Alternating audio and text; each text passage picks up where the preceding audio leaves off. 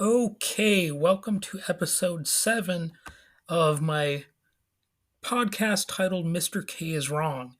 And this time we're going to be looking at a meme or an article that Mr. K shared by the Babylon Bee, which falsely claims that Trump isn't anything like Adolf Hitler.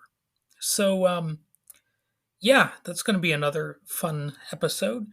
And in case you're not aware, this podcast is my responses to certain posts on Facebook by somebody I knew in high school, and I'll call him Mr. K for short, and to keep him anonymous.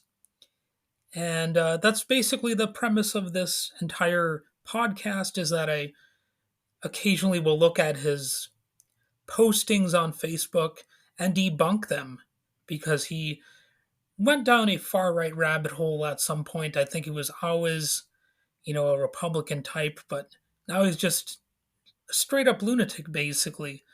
And so this time, like I said, we're addressing a post of his by the Babylon Bee, which is intended as a humor site, similar to The Onion, only like a far right version of it or something like that.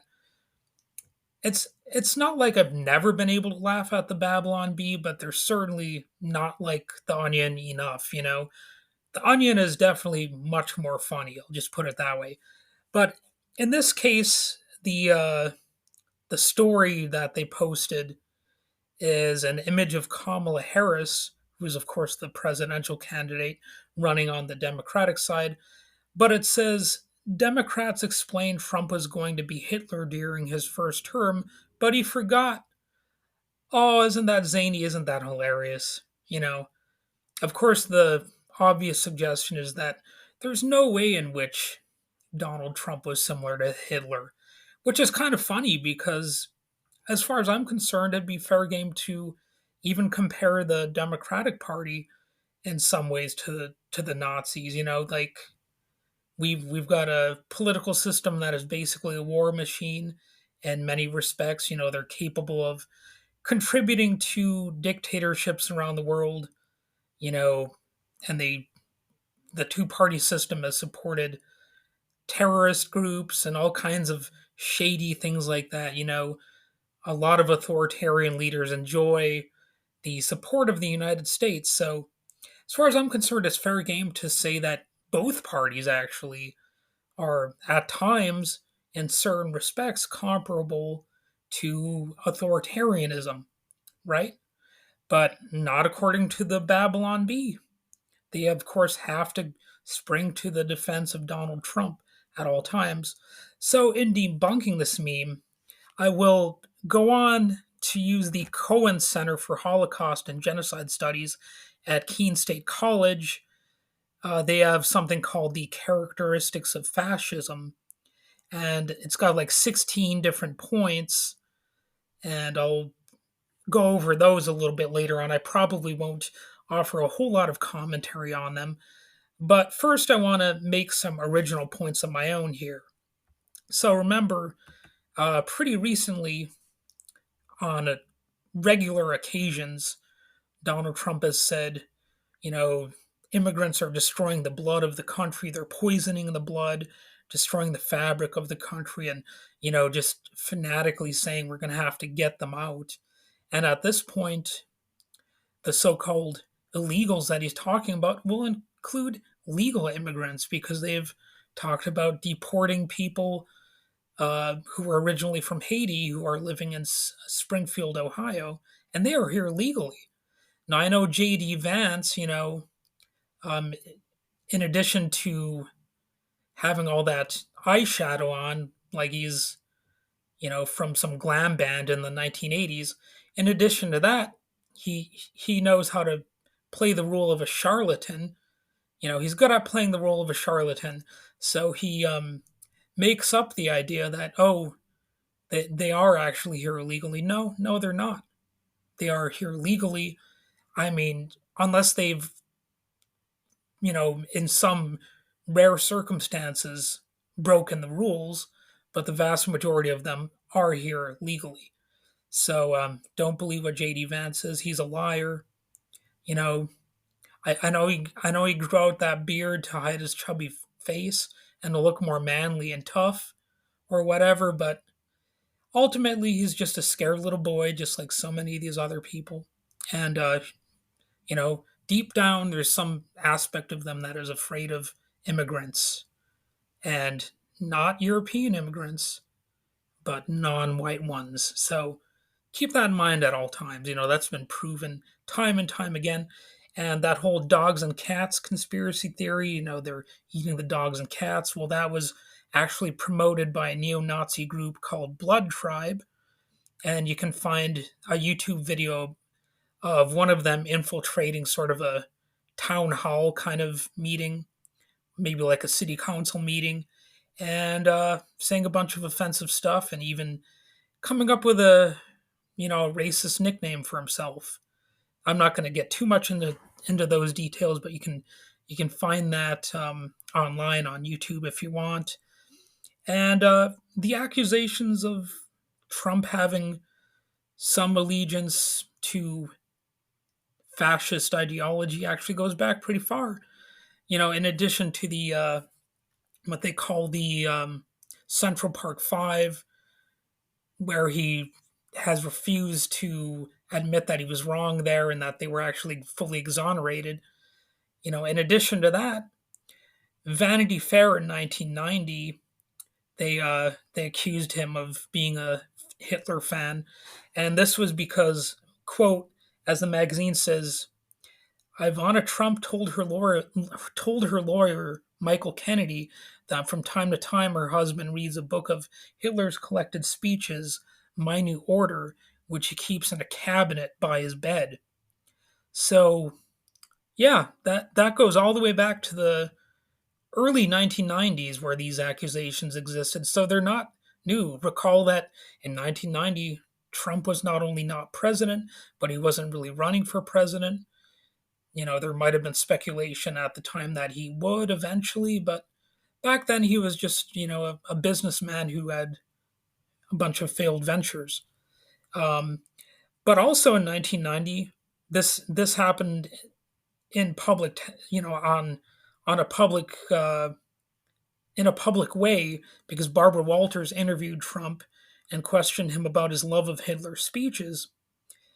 The fact that he owns that book.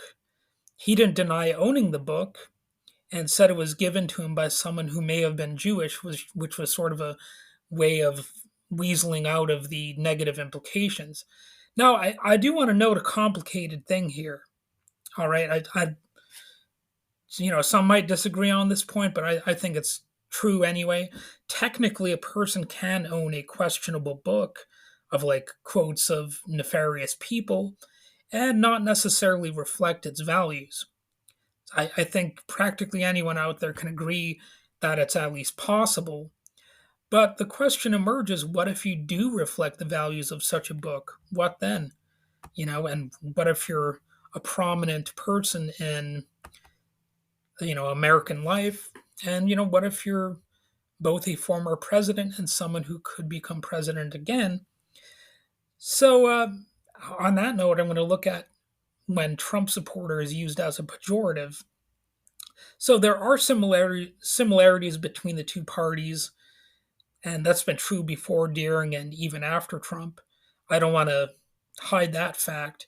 In fact, Nancy Pelosi herself even said America needs a strong Republican Party, which makes it plain that she's also pro big business and pro other things that the Republicans stand for. So let's not get that twisted up. But the pejorative Trump supporter is meant to signify that Trump is regarded as more of an authoritarian leader and strange, or weird, as Tim Walz said. But Trump has certainly come across that way. Trump also has exaggeratedly been divisive pretty much throughout his entire presidency and the campaign to become president, which is partly why he lost in 2020. Okay? And we know Republican politicians tend to be more divisive, especially these days, and as that is primarily what they are paid for. So corporations give both parties money to stall progress and change on key issues. For example, I heard Trump bizarrely ranting against windmills yet again. Um, not that long ago. It's a trait one might reasonably call Trumpian, and it's because he is a quirky puppet of the fossil fuel industry. It's his clumsy way of saying that we got to stay addicted to fossil fuels. And Joe Manchin, is hooked on fossil fuels as well. He's received plenty of that money, but Trump makes it seem weirder, doesn't he? Ranting about windmill cancer is not something a Democrat is likely to do. Hence, someone who supports those strange rants will be distinguished with Trump supporter as a pejorative. It is unseemly for a grown adult human being, let alone an American president, to behave in such a way and to speak so incoherently. Of course, Trump also refers to Joe Biden and Kamala Harris as communists because, Biden has now watered down plans to update American infrastructure, and so does Kamala Harris. That is divisive, and again, it's Trumpism to, refer to that as communism. It's obviously not communism to have roads, bridges, airports, you know, more green jobs or expand alternative energy usage and all that stuff. To call communism as asinine, but that's Trumpian republicanism.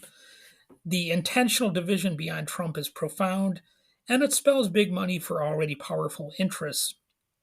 So if a Republican or neoliberal Democrat candidate becomes president, it doesn't mean their supporters will suddenly join non corporate Democrats and then fight for progressive causes in some coherent fashion.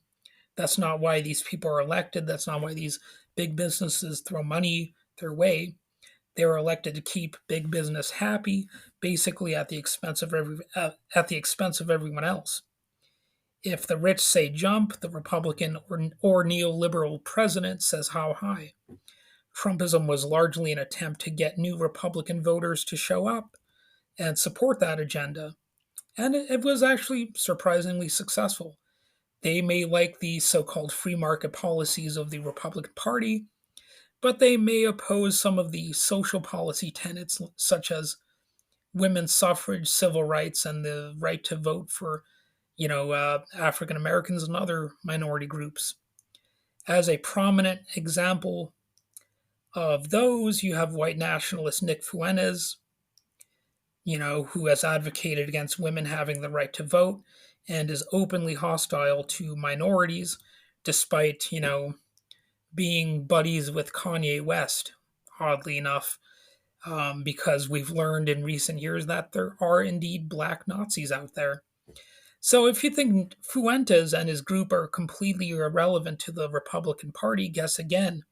Four prominent Republicans spoke at Nick Fuentes' white nationalist conference. You had Georgia Representative and conspiracy nut Marjorie Taylor Greene, Arizona Representative Paul Gosar, another nut, Arizona Senator Wendy Rogers, of course, another loon, and Lieutenant Governor of Idaho Janice McGeachin. I'm not that familiar with her, but she's obviously another nutso person. So Fuentes did not tone down his rhetoric for them at that event either. Shortly before Marjorie Taylor Greene started her speech, Fuentes praised both Vladimir Putin and Hitler. So there were some crowd chants of Putin, Putin, as Trump bootlicker Nick Fuentes, I almost called him Newt, like Newt Gingrich, but Nick Fuentes, he asked for a round of applause for Russia and slips in that they are saying Putin is Hitler as if that's a bad thing, is what he said. He was trying to say that, being compared to Hitler is not a bad thing.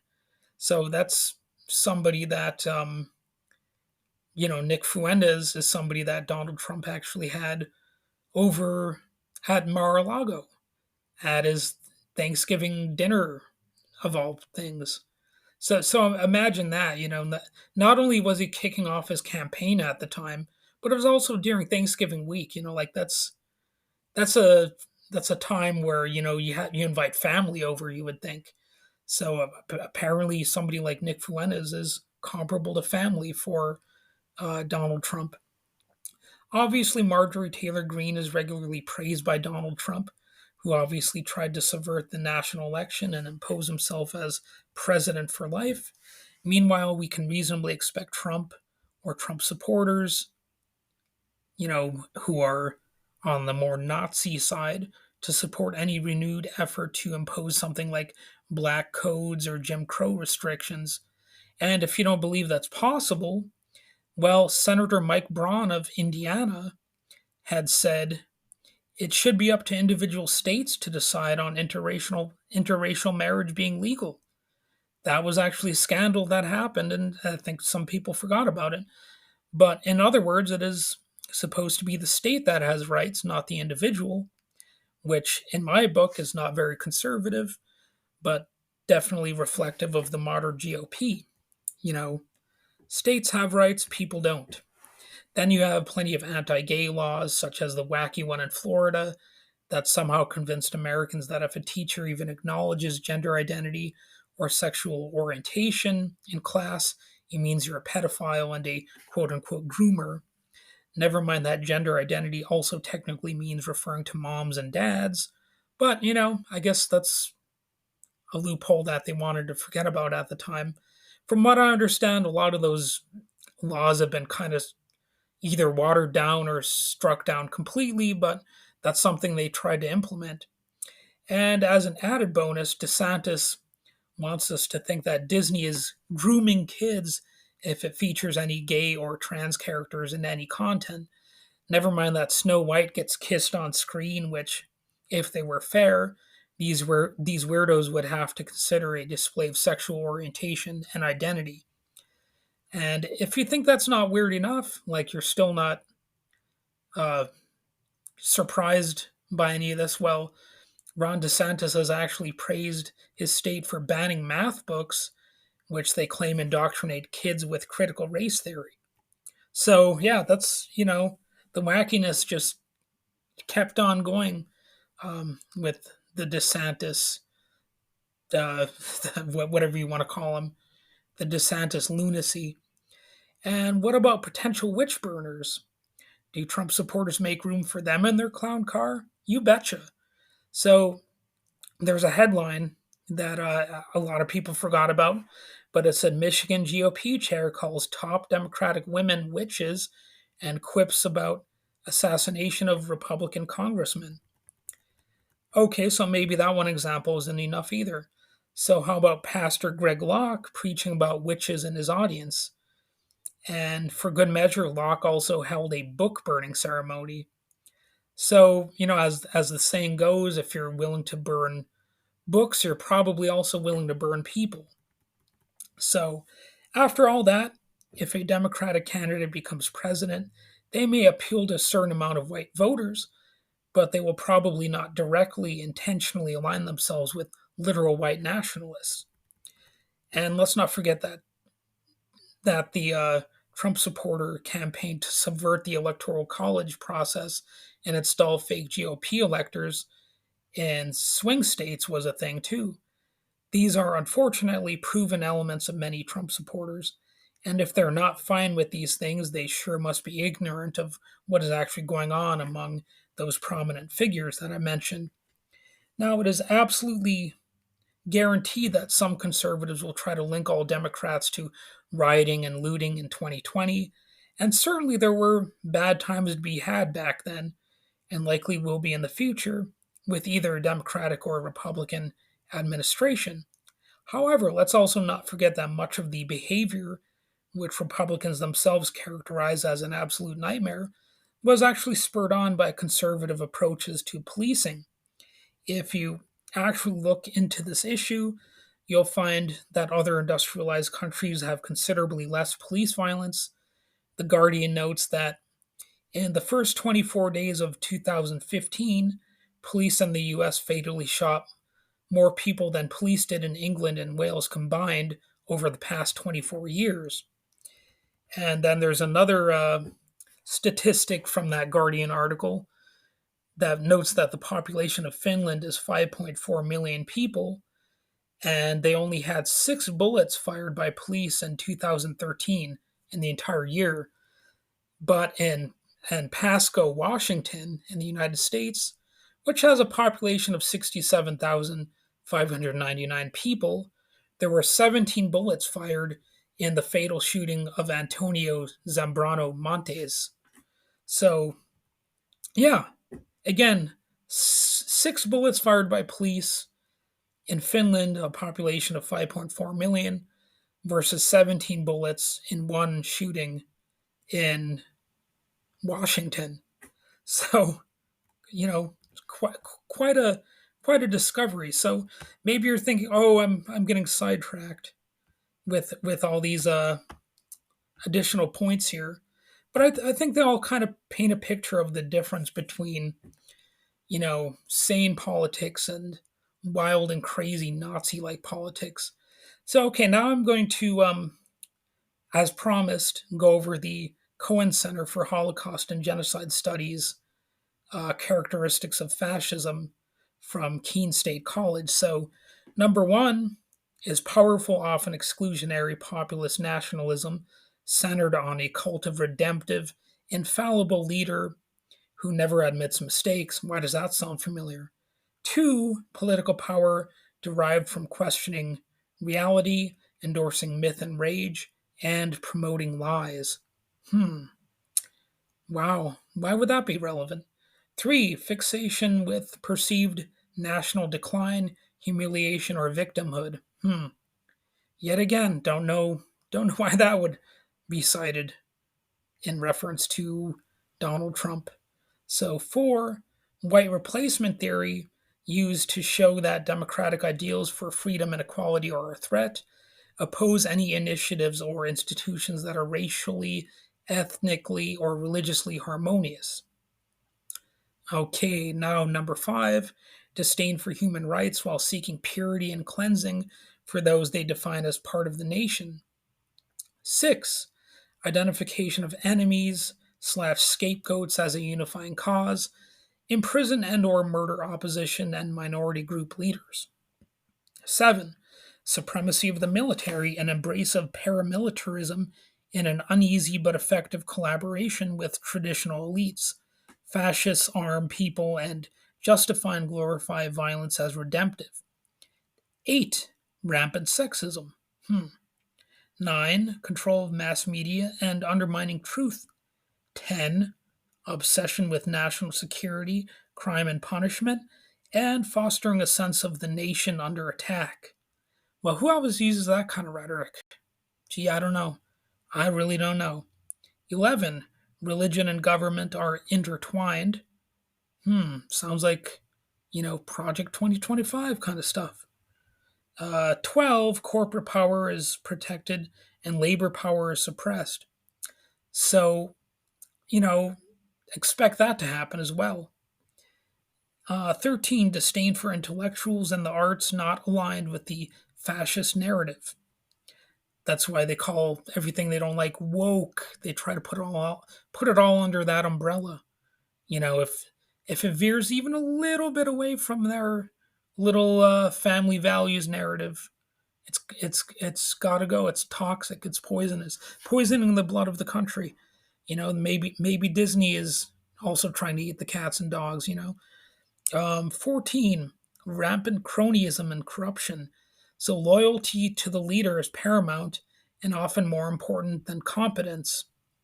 Hmm. Nepotism is another aspect. I don't think that's mentioned here, but that's definitely, a part of it. And 15, fraudulent elections and the creation of a one party state. And 16, often seeking to expand territory through armed conflict. So, yeah, you've got all of those little avenues to explore as points of comparison and contrast, and maybe it will provide you some food for thought.